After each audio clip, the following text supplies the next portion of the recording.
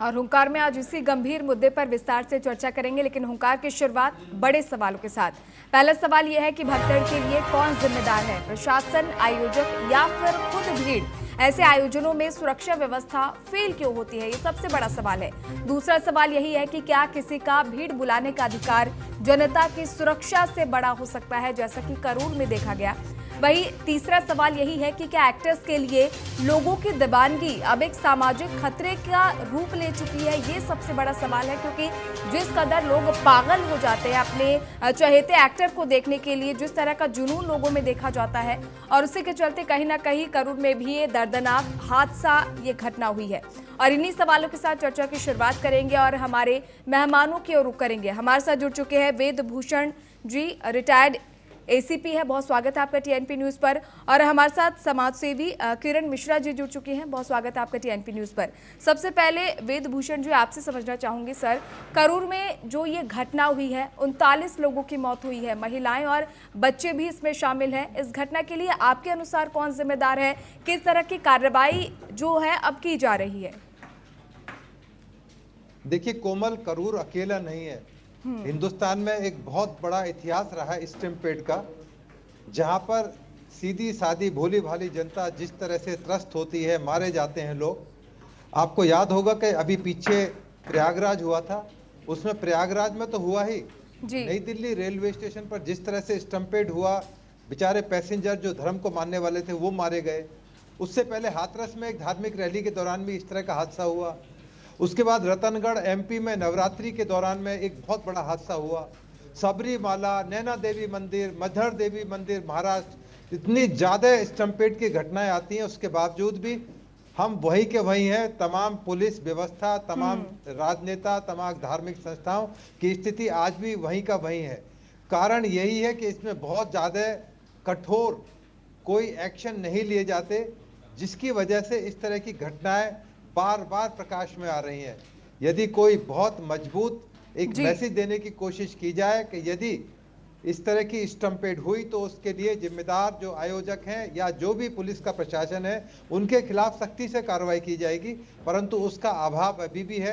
क्योंकि जो राजनेता हैं और या इस तरह के बड़े जो हीरो हैं वो राजनीति में आना चाहते हैं, उनको ये नहीं पता कि what to do and what not to do, और बहुत सारी अनियमितताएं सामने आती हैं। अभी आपने बताया कि एक आयोग का गठन किया गया, तमाम चीज़ों की जानकारी दी जाएंगी, परंतु बहुत सारे आयोग बने, बहुत सारी समितियां बनी, परंतु ढाक के तीन पात। और आज भी स्थिति वही है कि जब राजनीतिक दलों की पार्टियां होती हैं, जब उनमें रैलियां होती हैं, उसमें सुरक्षा के तमाम जो पैमाने हैं उनको धक्का मारते हुए नेता अपने हिसाब से अपनी रैली को करवाते हैं। बिल्कुल सर, इसीलिए ये बड़ा सवाल है कि घटना के बाद हम तमाम तरह की जो जांच समिति है वो गठन करते हैं, अलग से मुआवजे का ऐलान किया जाता है, तमाम तरह की जो ये जितनी भी हम यूँ कहें कि कार्रवाई कर सकते हैं वो करते हैं। लेकिन सवाल ये है कि पहले जागरूक क्यों नहीं होते?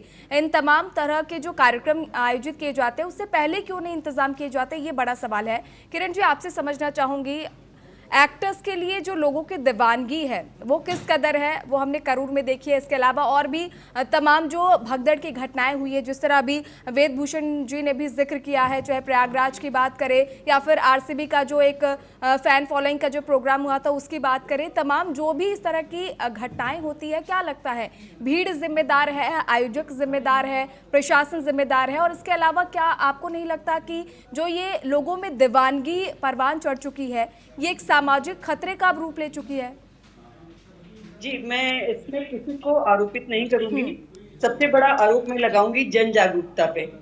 पब्लिक को ये पता नहीं होता है वो कहाँ जा रही है, क्यों जा रही है। सिर्फ एक व्यक्ति विशेष के नाम पर किसी भी बड़ी रैली का आयोजन किया जाना और ये उम्मीद किया जाना कि उसमें भीड़ कम आएगी और व्यवस्था कम के हिसाब से कर करके और भीड़ अनियंत्रित हो जाए, उसके लिए कोई वैकल्पिक व्यवस्था करना होना इसका मुख्य कारण है। और एक ही रास्ता होना या एक ही वे से हर आदमी को आने जाने देना, खाली वीआईपी गैलरी अलग बनाना, ये एक तरीका है कि ये मतलब जनता के साथ दुर्व्यवहार है कि वीआईपी की एंट्री अलग से है, बाकी आम जनता जो है वो दूसरे रास्ते से आए। ये गलत है। अगर वीआईपी भी उसी रास्ते से आ रहा होता तो शायद सुरक्षा चाक चौबंद होती और ये घटना होने से बच सकती थी, मुझे ऐसा लगता है। बिल्कुल, यानी जिस वीआईपी कल्चर को लगातार हम उसको लेकर सवाल भी उठाते रहे, लोगों में कहीं ना कहीं नाराजगी भी देखी गई है। और खासकर अब की मैं बात करूं, हाल के दिनों में भी आपने देखा होगा जहां गणेश पूजा के पंडाल लगे हो, दुर्गा माता के अभी पंडाल लगे हुए हैं, तो वहां पर भी वीआईपी कल्चर काफी ज्यादा देखने को मिलता है और सुरक्षा व्यवस्था भी उसी के हिसाब से बढ़ाई जाती है। लेकिन आम जनता का ख्याल मुझे नहीं लगता कि इतना किसी को भी है। इसके साथ ही वेदभूषण जी, एक चीज़ और समझना चाहूँगी, ये तमाम तरह की जो घटनाएं होती है इनको लेकर तो पहले से जो है वो जानकारियाँ होती होगी, कितनी भीड़ जुटनी है या फिर उसके अमूमन सुरक्षा व्यवस्था की जाती होगी। पुलिस बल की मौजूदगी को लेकर मैं आपसे समझना चाहूँगी, किस तरह पुलिस बल तैनात किया जाता है, कौन कौन सी टीमें वहाँ जो है वो बैकअप मोड में रहती है, अगर इस तरह की कोई घटनाएं होती है तो कैसे उससे निपटा जा सकता है? देखिए, मैं आपको दर्शकों के लिए एक प्रधानमंत्री सुरक्षा में चूंकि मैं रहा हूं, तो प्रधानमंत्री की जब सुरक्षा इतनी चाक चौबंद होती है, उसमें तमाम तरह की सुविधाएं, पानी से लेके मेडिकल, एम्बुलेंस, और आज डिजिटल का टाइम है, तमाम सीसीटीवी फुटेज, ड्रोन की मदद ली जाती है।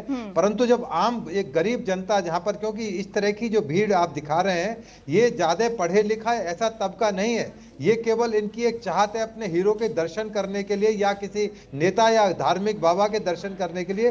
केवल इस आशा के अंदर ये लोग अंधाधुंध उमड़ पड़ते हैं, ना भीड़ को पता होता कि वहां क्या होने जा रहा है और दर्शन करके क्या करेंगे, ना वहां पर पुलिस की प्रॉपर सिक्योरिटी प्रोवाइड की जाती है, क्योंकि वो उसको एज ए कॉमन फंक्शन की तरह लेते हैं, जिसकी वजह से इतने बड़े बड़े हादसे अक्सर हिंदुस्तान में होते रहते हैं। परंतु ये बड़े दुर्भाग्य की बात है कि इतना सब होने के बावजूद भी आज हम उस स्थिति पर नहीं पहुंच पाए हैं। अब जहां करूर आप दिखा रही हैं, ये बहुत छोटी सी सड़क पर एक प्रोग्राम किया गया है। ये एक जो आयोजक थे, हीरो थे, जो भी थे, उनके जो स्वयंसेवक संस्था थी उनके साथ जुड़े हुए थे, उनकी जिम्मेदारी थी वो आकर देखते कि क्या इतनी भीड़ इस सड़क के ऊपर इकट्ठी की जा सकती है।